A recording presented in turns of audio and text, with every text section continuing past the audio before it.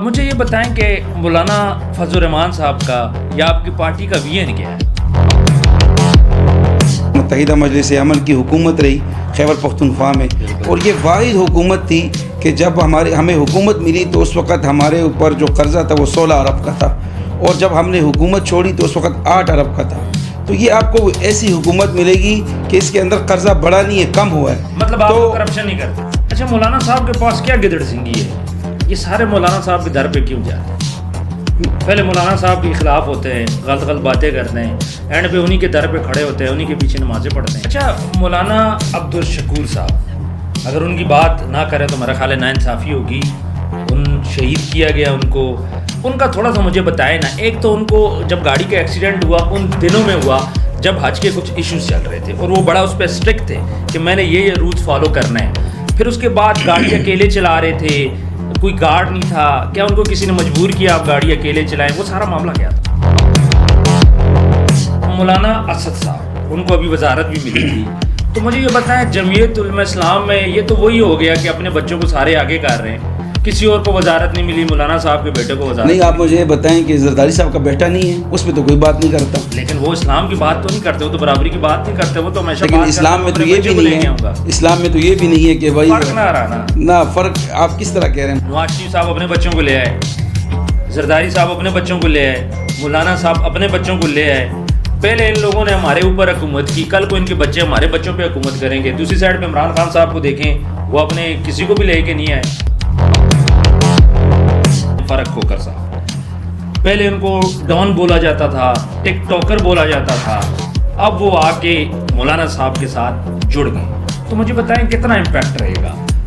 और उनका थोड़ा सा अगर माजी भी देखें, कंट्रोवर्शियल रहा है, उन पे मसले भी हैं, केसेस भी हैं और होंगे भी, तो उनको आपने अपने साथ जोड़ लिया है। बिस्मिल्लाहिर्रहमानिर्रहीम, अस्सलाम वालेकुम। मैं हूं आपका होस्ट उस्मान ज़ेब और आप देख रहे हैं यूट्यूब चैनल उस्मान ज़ेब। आज हम बात करेंगे जमीयत उलमा इस्लाम की, मौलाना फजल रहमान साहब की। आज हमारे साथ हमारे जो ख़ास मेहमान हैं हाफिज़ ज़ियाउल्लाह साहब, और इनके बारे में मैं आपको बताता चलूं कि इन्होंने पंजाब के अंदर इलेक्शन भी कॉन्टेस्ट किया था। सूबाई इलेक्शन इन्होंने पंजाब से लड़ा था, और ये JUI के जनरल सेक्रेटरी हैं रावलपिंडी के। पहले तो बहुत बहुत शुक्रिया, आपने कीमती टाइम दिया। बहुत शुक्रिया उस्मान भाई, आपने हमें आज यहाँ दावत दी, और आपके साथ हमारी आवाज़ आगे पूरी पिंडी और पूरे पाकिस्तान में जाएगी, उसके लिए मैं बेहद मशकूर हूँ आपका। सबसे पहले मुझे ये बताएं कि पंजाब के अंदर काम करना कितना मुश्किल है जमीयत उलमा इस्लाम के लिए? पंजाब के अंदर अल्हम्दुलिल्लाह काम करना मुश्किल आप कह रहे हैं, लेकिन हमारे लिए इतना मुश्किल नहीं है, क्योंकि हम अवाम में जाते हैं, अवाम से मिलते हैं, और अवाम में जाकर जमीयत का जो बयानिया है और कायदे जमीयत का बयानिया हमने अल्हम्दुलिल्लाह पंजाब के अंदर भरपूर तरीके से घर घर तक पहुँचाया है। तो इंशाअल्लाह इसके लिए मेहनत भी करेंगे, और हमारे लिए इतना मुश्किल नहीं है। अच्छा, मुझे ये बताएं कि मौलाना फजल रहमान साहब का या आपकी पार्टी का विजन क्या है? हमारी पार्टी का सबसे बेहतरीन जो मंशूर है, दस्तूर है, वो किसी पार्टी के पास नहीं है। ये हमारी पार्टी बाकायदा हमारी जो है, इसमें जो हम काम करते हैं ये हम अपनी सादत समझते हैं, क्योंकि हमारी पार्टी जो है मजहबी हवाले से आवाम के अंदर सियासी और मजहबी दोनों के लिए, कि हम इस पार्टी के अंदर जो काम करते हैं, इसके ऊपर जो अपना पैसा लगाते हैं, वो अपने लिए निजात समझते हैं। तो इससे आप समझ जाएं कि हमारी पार्टी में हमारा जो वो तरीक़ाकार है, वो हम अपने लिए दीन के लिए अपने दीन का एक काम समझकर हम आवाम की खिदमत करते हैं। नहीं, इस तरह तो और भी बहुत ज़्यादा दीनी पार्टी हैं। मेरा ख्याल है कि जमात इस्लामी है, तहरीक लब्बैक पाकिस्तान है, फिर तो आप उनके साथ मिल के काम करें। नहीं, उनके मंशूर में हमारे मंशूर में बड़ा फ़र्क है। अच्छा। अल्हम्दुलिल्लाह हमने, आपको पता होगा कि मुत्तहिदा मजलिस अमल की हुकूमत रही खैबर पख्तूनख्वा में, और ये वाहिद हुकूमत थी कि जब हमें हुकूमत मिली तो उस वक़्त हमारे ऊपर जो कर्ज़ा था वो 16 अरब का था, और जब हमने हुकूमत छोड़ी तो उस वक़्त 8 अरब का था। तो ये आपको ऐसी हुकूमत मिलेगी कि इसके अंदर कर्ज़ा बढ़ा नहीं है, कम हुआ है। मतलब आप तो करप्शन नहीं करते? करप्शन से पाक है हमारी पार्टी अल्हम्दुलिल्लाह। हमारे इस तरह बहुत से वाक़यात आपको मिलेंगे, मैं आपको कौन कौन से बताऊँ। अच्छा, मुझे एक बात बोले, ये मेरा पर्सनल क्वेश्चन है, ये शायद ऑडियंस का ना हो। मौलाना साहब हुकूमत भी की, अपोजिशन में भी रहे, करप्शन का इल्ज़ाम कभी नहीं लगा? ये बस ये हमारे लिए मौलाना साहब को तो बहुत बड़ी बात है। ये बात तो माने, आप ये बात भी माने कि हमारा जो छोटा कारकुन है, मैं कहता हूँ हमारा UC का जो कारकुन है, उसके ऊपर भी आपको करप्शन का इल्ज़ाम अल्हम्दुलिल्लाह अल्लाह का लाख लाख शुक्र है कि आपको ये महसूस नहीं होगा, ना आपको कभी पता होगा कि जमीयत उलमा इस्लाम के किसी ज़िले का, किसी तहसील का ऐसा ओहदेदार है कि जिसके ऊपर करप्शन हो। ये इससे हमारी जमात तो पाक है। अगर हमारे ख़िलाफ़ गवर्नमेंट आई है, PTI की हुकूमत देख लें, बड़ा ज़ोर लगाया, लेकिन उनको ऐसी कोई चीज़ नहीं मिली कि हमारे कायद के ऊपर या हमारी जमात के ऊपर उंगली उठा सके। अच्छा, मौलाना साहब के पास क्या गिदड़ सिंगी है? ये सारे मौलाना साहब के दर पे क्यों जाते हैं? पहले मौलाना साहब के ख़िलाफ़ होते हैं, गलत गलत बातें करते हैं, एंड पे उन्हीं के दर पे खड़े होते हैं, उन्हीं के पीछे नमाज़ें पढ़ते हैं। ये तो फिर आप अल्हम्दुलिल्लाह ये हमारे कायद की और हमारे जो जमात है उसमें आप ये देखें कि हमारे अंदर एक मकनातीस है कि हम लोगों को अपने पास खींचते हैं। तो इस हवाले से हमारे मौलाना साहब, आप उनसे कभी मिलें तो इंशाअल्लाह हमारे कायद हमेशा अवाम में होते हैं। और आपको ये बात मैं बता दूं कि फ़जर की नमाज में हम जब सबसे आसान तरीका हमारा होता है अपने कायद से मिलने का, वो हम फ़जर की नमाज में जाके मिलते हैं। अच्छा, तो जब ऐसी हमारा कायद अगर UC और ज़िला और तहसील का जो हमारा ओहदेदार है वो कायद से अगर डायरेक्ट मिलता है इतनी आसानी से, तो फिर आपके पास ऐसी कोई जमात नहीं। आप नवाज शरीफ के पास जाकर तो देखें, जरदारी साहब के पास जाकर तो देखें, आपको कोई करीब भी जाने नहीं देगा। शायद उनका ओहदेदार, मैं पिंडी के अंदर जो उनके पार्टी के ओहदेदारों को सुनता हूँ, हमेशा वो यही गिला शिकवा करते हैं कि हम अपने मरकज़ी क़यादत तक नहीं पहुँच सकते। बिल्कुल ऐसे ही है। अच्छा, मौलाना अब्दुल शकूर साहब, अगर उनकी बात ना करें तो मेरा ख्याल है नाइंसाफ़ी होगी। उन शहीद किया गया उनका थोड़ा सा मुझे बताएं ना। एक तो उनको जब गाड़ी का एक्सीडेंट हुआ उन दिनों में हुआ जब हज के कुछ इश्यूज चल रहे थे और वो बड़ा उस पर स्ट्रिक्ट थे कि मैंने ये रूल्स फॉलो करना है। फिर उसके बाद गाड़ी अकेले चला रहे थे, कोई गार्ड नहीं था, क्या उनको किसी ने मजबूर किया आप गाड़ी अकेले चलाएं? वो सारा मामला क्या था? देखें, हमारे वफाकी वज़ीर मज़हबी अमूर थे, अल्हम्दुलिल्लाह उनके दौर में जो हज हुआ बेहतरीन इंतज़ाम थे। अगर आप किसी से पूछें कि उन दिनों में जो हज पे गया हो कि आपको पहले की निस्बत और अब की निस्बत, ये नहीं बल्कि सऊदी गवर्नमेंट ने भी ये इतराफ़ किया है कि पाकिस्तान की तरफ से ये वाहिद मिनिस्टर था कि उन्होंने हज के इंतज़ाम बहुत बेहतरीन किए। जहाँ तक आपने उनका एक्सीडेंट के हवाले से बात की, हमारे जो वफाकी वज़ीर थे मुफ्ती अब्दुल शकूर शहीद रहमतुल्लाह अलैह, उनका आप अगर लाइफस्टाइल देखें, उनका घर देखें तो आपको उधर से मालूम हो जाएगा। मट्टी का घर है उनका, मट्टी का घर था, बिल्कुल सादा सा। और यहाँ पर जब वो मिनिस्टर बने, हमारी जमात ने उनको एक ज़िम्मेदारी दी, अल्हम्दुलिल्लाह उन्होंने, ये आपके लिए एक मिसाल है कि वो इतना सादा मिजाज के उनके साथ अपने गार्ड, अपना ड्राइवर होते हुए वो 5 बजे के बाद उनकी छुट्टी हो जाती थी, वो उनको अपने साथ नहीं रखते थे। उस दिन कुदरती वो अपने आपको ये जानकर आवाम को भी, आपको भी ये एक हैरत होगी कि हमारे मिनिस्टर साहब हैं, वफाकी वज़ीर हैं, उनके पास तमाम सहूलियात मौजूद हैं, उसके बावजूद वो पानी भरने के लिए वो फ़िल्टर जा रहे थे और पानी भरने के लिए गाड़ी में ख़ुद ड्राइव करने के लिए निकले। और जब इस्लामाबाद में एक्सीडेंट हुआ, हम वहाँ पहुँचे तो पुलिस को भी नहीं पता था कि ये आपका मिनिस्टर है। तो अल्हम्दुलिल्लाह इस बात पर जमीयत उलमा इस्लाम को फ़ख्र है कि हमारे पास आज भी ऐसे लोग मौजूद हैं कि जिसकी मिसाल आप दुनिया को हम देते हैं तो दुनिया भी मानने को तैयार नहीं होती। यानी कि एक वफाकी वज़ीर, मजहबी अमूर की वजारत, तमाम हज उसके अंडर हो रहे हैं और वो अपनी गाड़ी में खुद ड्राइव करके पानी भरने जा रहे हैं फ़िल्टर से। यानी उसके इतने वसाइल नहीं है कि नस्ले का पानी लगा सके। इसी तरह ही है ना, इसी तरह हालांकि ये जगह जगह गाड़ियां घर के अंदर पानी ड्रॉ करती हैं। आपने उनका एक और वाक़या भी सुना होगा कि जब शहबाज शरीफ साहब ने ऐलान किया था कि आप अपने तमाम तनख्वाहें, एक वो कोई फल्ट सैलाब आया था कि उस हवाले से शायद मुझे कन्फ्यूज़न ना हो, तो वो उन्होंने कहा था कि मैं आपको अपनी तनख्वाह से पैसे नहीं दे सकता। तो मुझे हमारे वज़ीर आज़म बड़े हैरान हो, कहते क्यों? कहते जी मेरी तनख्वाह इतनी है कि उसमें मैं अपना बेमुश्किल गुजारा कर लेता हूँ, तो मैं आपके साथ ताउन नहीं कर सकता। बिल्कुल। तो ये मिसालें आपको जमीयत उलमा इस्लाम में मिलेगी। अच्छा, उनका जो एक्सीडेंट था वो किलिंग थी या हादसा था? नहीं, हादसा था। जो हमारे मालूमात थी और सारा वो वाक़या था, वो इस्लामाबाद के कुछ शहरी थे, उनकी गाड़ी से हुआ था, वो हादसा था, इस तरह कोई चीज़ नहीं। अच्छा, मौलाना असद साहब, उनको अभी वजारत भी मिली थी, तो मुझे ये बताएं जमीयत उलमा इस्लाम में ये तो वही हो गया कि अपने बच्चों को सारे आगे कर रहे हैं, किसी और को वजारत नहीं मिली, मौलाना साहब के बेटे को वजारत नहीं, आप मुझे ये बताएं कि जरदारी साहब का बेटा नहीं है, उसमें तो कोई बात नहीं करता। लेकिन वो इस्लाम की बात तो नहीं करते, वो तो बराबरी की बात नहीं करते, वो तो हमेशा लेकिन बात इस्लाम करते, में तो अपने ये बच्चे भी को नहीं लेके है, आऊंगा। इस्लाम में तो ये भी नहीं है कि भाई फर्क ना आ रहा ना फ़र्क आप किस तरह कह रहे हैं मसलन। देखें, नवाज शरीफ साहब अपने बच्चों को ले आए, जरदारी साहब अपने बच्चों को ले आए, मौलाना साहब अपने बच्चों को ले आए। पहले इन लोगों ने हमारे ऊपर हुकूमत की, कल को इनके बच्चे हमारे बच्चों पे हुकूमत करेंगे। दूसरी साइड पे इमरान खान साहब को देखें, वो अपने किसी को भी लेके नहीं आए, उनके बच्चे इधर हैं नहीं तो किस तरह आएंगे। इसीलिए बेचारे थोड़ा सा ख्वार भी हैं। नहीं, बात ये है ना कि इस्लाम के अंदर ये चीज़ें मना तो नहीं है कि भाई मरूसियत या मतलब इस और तरह। कोई नहीं था जिसको वजारत देते मौलाना साहब अपने बेटे नहीं, वजारत तो आप देखें हमारे पार्टी में, आप ये मुफ्ती अब्दुल शकूर साहब की बात कर रहे हैं, हाँ। ये तो मौलाना साहब का बेटा नहीं था। बिल्कुल। इसी तरह अगर आप देखें मौलाना अब्दुल वासी साहब हाउसिंग के मिनिस्टर थे, बिल्कुल ऐसे वो ही। बलूचिस्तान से थे, वो भी उनके बेटे नहीं। तलहा महमूद साहब हमारे मिनिस्टर, तो ये एक अल्लाह ने उनको सलाहियत दी है, तो उनको अगर मिनिस्ट्री दी है। आप कश्मीर कमेटी को आप ले लें, जब मौलाना साहब उस सीट पे थे तो सबको पता था कि मौलाना साहब कश्मीर कमेटी के चेयरमैन थे, बिल्कुल ऐसे। सब उंगलियां उठाते थे। आज मुझे बताएं कश्मीर कमेटी का चेयरमैन कौन है? आज जिक्र ही नहीं होता उसका, नहीं, उनका नाम बता दें खाली। नहीं आ रहा।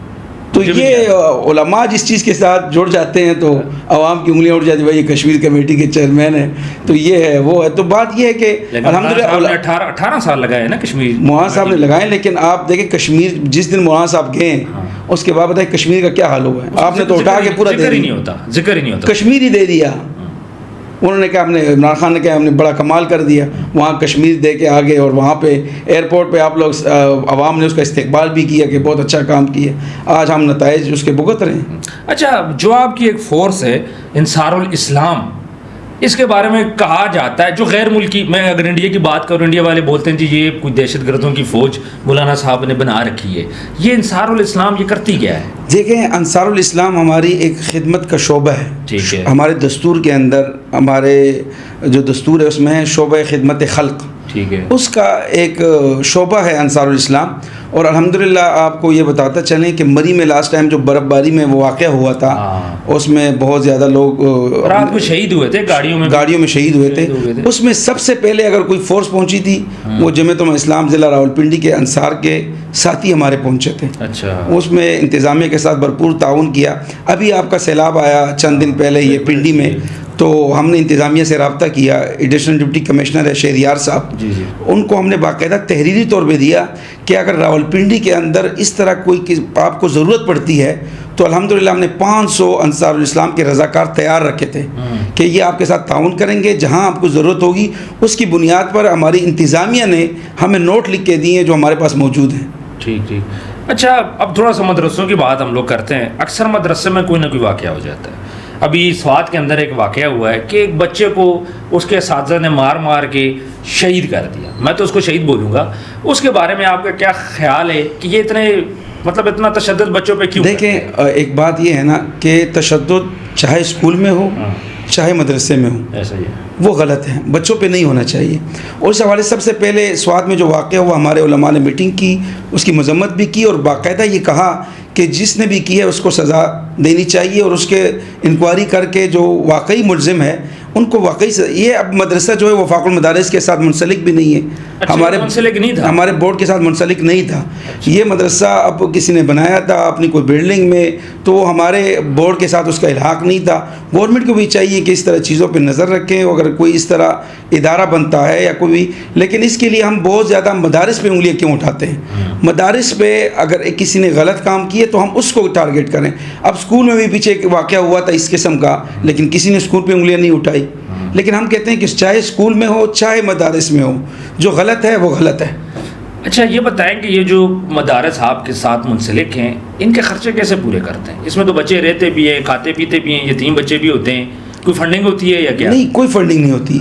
ये मदारिस हमारे जो अल्हम्दुलिल्लाह ये जो भी उस इदारे का सरबराह होता है वो पाकिस्तानी अवाम के ज़रिए से, जिस महल्ले में होता है उसी ज़रिए से आस पास लोगों से किसी से बिल जमा करवा लिया, किसी से फंडिंग करके बच्चों के राशन का, तो ये अवाम के उससे फंडिंग से होता है, बाहर से कोई इस तरह फंडिंग नहीं है अल्हम्दुलिल्लाह। ये इंडिविजुअल बेस पे जी बिल्कुल इसी तरह इसी तरह। अच्छा, बात करते हैं थोड़ा सा पंजाब की।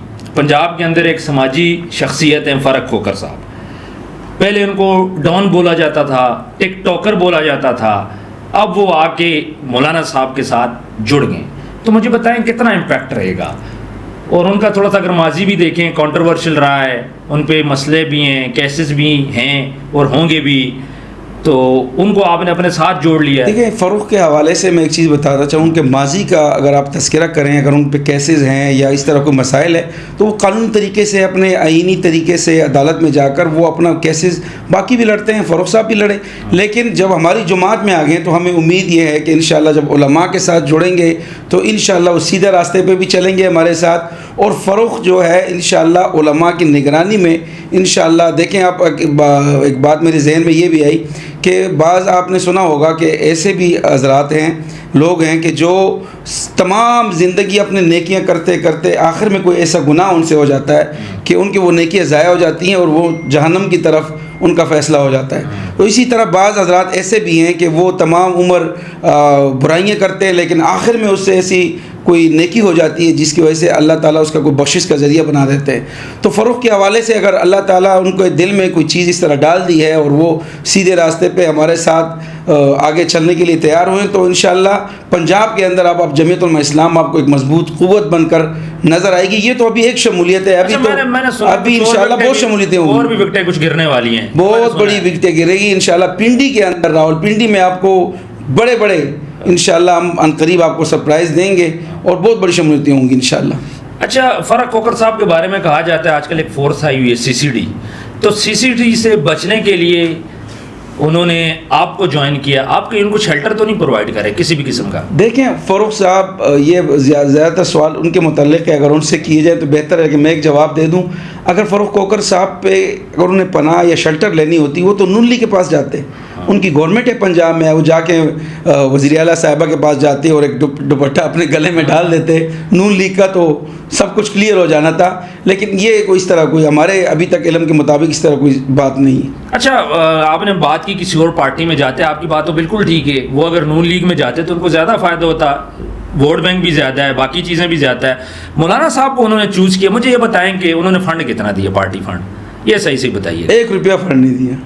एक वो तो जिधर जाते हैं कहीं ना कहीं पैसे देते हैं। कल भी हमारे पास कुछ बंदे आए थे, वो वेलफेयर का काम था। वेलफेयर का काम अपना करते, लेकिन हमारी पार्टी, आपको पहले दिन आपने खुद ही इस बात का इतराफ़ किया कि आपकी पार्टी पे करप्शन, इस तरह इल्ज़ामात नहीं है, तो अल्हम्दुलिल्लाह इस तरह कोई बात नहीं है। वो एक ख़त्म नबूवत का बयानिया मौलाना साहब का सुन के लाहौर का और सुप्रीम कोर्ट में आपको पता होगा कि हमारे कायद पहली दफ़ा किसी अदालत में गए और वो ख़त्म नबूवत के लिए गए। इससे पहले कायद जमीयत हमारे कायद कहीं भी इस हवाले से किसी अदालत में पेश नहीं हुए। तो ये ऐसा किरदार है कि इसकी वजह से आप लोगों को अपनी तरफ खींचते हैं, लोग आपको सुनकर आपकी वजह से मुतासिर होते हैं। तो हमारे कायद जमीयत का खुली किताब है। अच्छा, लोग उनको अक्सर डॉन भी बोलते हैं इधर पिंडी में, आप तो पिंडी है ना, आपको तो पता होगा। तो अब कैसे एक डॉन का पार्टी में आना, ये चीज़ें कैसे हाज़म होगी लोगों? ये अगर सवालात अगर आप उनसे करें, परसों हमारा प्रोग्राम है तो उसके अंदर अगर वो आपको जवाब देंगे तो बेहतर तरीके से दे सकेंगे। बस आप हमारा टाइम रखें, इंशाअल्लाह इंशाअल्लाह हम लोग इनसे ये सारे सवाल इंशाअल्लाह। अच्छा, अब फ़र्क कोकर साहब भी आगे पार्टी में, पार्टी मजबूत होगी। अब और भी लोग आप कह रहे हैं पंजाब के अंदर, इससे पहले आप लोगों की नज़रें नहीं थी, अब मौलाना साहब पंजाब के अंदर आने की कोशिश कर रहे हैं, तो ये कैसे उनको ख्याल आया? इतना अरसा खामोशी थी, तो पंजाब के अंदर अब दोबारा से उठना। पंजाब के अंदर इंशाअल्लाह अज़ीज़ हम पहले भी थे, हमारी जमातें पहले भी थी, कोशिश कर रही थी, लेकिन अब कायदे जमीयत का बयानिया जो है वो जिस तरह PDM का देख लें, दौर देख लें, या पीछे जिस तरह हमारे कायद ने पूरी एक जद्दोजहद की, और आपको पता चला हमारे 3-4 मार्च में आज़ादी मार्च हमारा हुआ, उसमें हम कराची से चले इस्लामाबाद तक आए, अल्हम्दुलिल्लाह पुरअमन तरीके से पूरी दुनिया ने देखा। तो उसकी वजह से लोग हमारी तरफ मुतवज्जे हो गए, और इंशाअल्लाह वो वक्त दूर नहीं कि पंजाब के अंदर भी जमीयत उलमा इस्लाम को आप सूबाई असम्बली पंजाब में भी देखेंगे। अच्छा, थोड़ा सा बात करेंगे हम लोग मुफ्ती कफ़ायतुल्लाह साहब की, बहुत इंपॉर्टेंट रुकन है, लेकिन पार्टी से थोड़ा सा खफा है जहाँ तक हमारी इन्फॉर्मेशन है। तो मुझे ये बताएं, अभी लास्ट टाइम बडग्राम में एक इशू आया था, उसके अंदर फिर पंडाल तक उनको जाने नहीं दिया गया था, स्टेज तक वो नहीं गए थे, वो अवाम के अंदर बैठे हुए थे, बाकी सारे स्टेज पे थे। तो क्या वजह है कि अपना एक खास असल में लीडर वो को इस तरह कोई इतना खास इशू नहीं है। मुफ्ती साहब हमारे पार्टी में हैं अल्हम्दुलिल्लाह, इलेक्शन भी उन्होंने अच्छा, लड़ा, वो पार्टी में है, कौमी असम्बली में इलेक्शन भी लड़ा उन्होंने, जुमात ने उनको टिकट दिया। लेकिन हमारी जुमात में ये है कि हमारा जुमाती सिस्टम के अंदर इलेक्शन होता है, ठीक है, वो यूसी से लेकर ऊपर मरकज़ तक इलेक्शन होता है। ठीक है। तो इस दफ़ा अगर वहाँ पर वहाँ की जुमात में उनको कोई जिम्मेदारी नहीं दी तो इस वजह से वो बैक फुट पे है, लेकिन हमारी जुमात में अल्हम्दुलिल्लाह। लेकिन वो वाकया क्या हुआ था वहाँ पे? कोई लड़ाई झगड़ा भी हुआ था? वो मैं तो कह रहा हूँ कि इसको डिस्कस इसलिए, वो केपी जुमात के हवाले से था और हमारे इतला के मुताबिक उनकी इन्फॉर्मेशन जो थी वो एक गलत रंग उसको दे दिया गया था। लेकिन इस तरह कोई वाक़या नहीं हुआ कि अंसारुल इस्लाम मुफ्ती साहब के साथ इस तरह कुछ करे, ये कोई सियाक व सबाक से हट कर एक चीज़ पेश की गई। अच्छा, फ़र्क होकर साहब की हम लोग बात करें, जिस तरह पीटीआई वालों ने अली अमीन गंडापुर साहब को रखा हुआ है, इसी तरह के उनके मुकाबले में आप फ़र्क होकर साहब को तो नहीं लिया? नहीं, अली अमीन गंडापुर साहब का तो लेवल हमारे कायद का है नहीं, उसके लिए तो हम जो हमारे बुनियादी कारकुन हैं पेशावर के या ज़िली जुमात के वही काफ़ी है। फ़रुख के बारी बहुत बाद में आएगी इंशाल्लाह, उसकी ज़रूरत नहीं पड़ेगी। नहीं, मतलब है कि है ना एक दबंग बंदा जो सबको जवाब दे सके, जो लड़ाई झगड़ा भी कर सके, है तो डॉन है ना? नहीं, आप उसको बेशक जो मर्ज़ी कहें, लेकिन हमारे लिए इस वक्त हमारे जुमात में वो आ चुका है। तो इंशाल्लाह आपको वो एक अच्छे रूप में भी नज़र आएंगे, इंशाल्लाह जुमात का काम करेंगे। पंजाब के अंदर इंशाल्लाह आपको फ़रुख जैसे बहुत से लोग नज़र आएंगे। अच्छा, अच्छे काम तो वो कर रहे हैं। उन्होंने लास्ट टाइम एक घर के बाहर तख्ती भी लगाई थी, नामूस रिसालत पे वो काम कर रहे हैं, कायदियानों के ख़िलाफ़ वो काम कर रहे हैं, काम तो वो अच्छे कर रहे हैं। अब उनकी चीज़ों का आप फ़ायदा कैसे उठाएंगे? एक बंदा है जो कि पिंडी के अंदर शोहरत रखता है, फिर पिंडी के अंदर उसके वसाइल हैं, तो इस चीज़ों को आप कैसे आगे लेके चलेंगे? उनसे काम कितना लेंगे? नहीं, फ़ारूक साहब इंशाल्लाह आपको यूथ के अंदर नज़र आएंगे, यूथ के अंदर वो काम करेंगे। और उनसे हमारी लास्ट टाइम जो मुलाकात हुई, उनके अंदर बहुत बड़ा जज्बा था कि मैं नौजवानी के अंदर काम करूँ। वो अब जा रहे हैं ओवरसीज़ यूके और अपने दीगर मुल्कों में, वहाँ से उन्होंने कहा मैं जुमात को उठाऊँगा। जिस तरह इमरान खान ने यूथ पे काम किया या सोशल मीडिया के ज़रिए एक उन्होंने अपने, वो तो बाकायदा अपने लोगों को तनख्वाहें देकर रखते थे, हम तो जुमात हमारी गरीब सी जुमात है, हम तो कैसे कह सकते हैं कि तनख्वाहें देकर? नहीं, बाकायदा उनके तो आप केपी में देख लें, वो तो हर जगह उनके ये केसेस चल रहे हैं कि वो बाकायदा उन्हें टीमें बिठाई थी और उनसे वो काम कराते थे सोशल मीडिया पे। तो इस हवाले से फ़ारूक साहब इंशाल्लाह आपको सोशल मीडिया पे भी नज़र आएंगे जुमात के लिए, और ओवरसीज़ के अंदर इंशाल्लाह बहुत अच्छा काम करते हो। जो हमारी उनसे मुलाकात हुई है, उन्हें यकीन दहानी कराई कि हम बाहर मुल्कों में ओवरसीज़ में जाकर नौजवानों के अंदर मैं काम करूँगा, जमीयत उलमा इस्लाम का जो मकसद मंशूर है वो अवाम में लेकर जाऊँगा। और आपने उनके बयानात सुने होंगे, उन्होंने कहा कि भाई कायदे जमीयत से जिस तरह हम मिलते हैं इस तरह हम किसी दूसरी पार्टी में, और वो तो हमारे पास चल के आया है, हमारे कायद के पास खुद चल के आया है कि भाई मुझे इस जुमात में शामिल करें। ये हमारा पिंडी के अंदर बहुत बड़ा वर्कर कन्वेंशन है, 30 जनवरी को बुध वाले दिन इंशाल्लाह मुनक़िद होगा। और इसके अंदर हमारे डिजिटल मीडिया के जो हेड हैं पूरे पाकिस्तान के, इंजीनियर ज़ियाउर रहमान साहब, वो तशरीफ़ ला रहे हैं। हमारे सूबाई जनरल सेक्रेटरी हैं, नौजवान हैं, हाफिज़ नसीर अहमद एहरार साहब तशरीफ़ ला रहे हैं। और फ़ारूक खान कोकर के एजाज़ में हम इस्तकबालियत दे रहे हैं बहैसियत जुमात।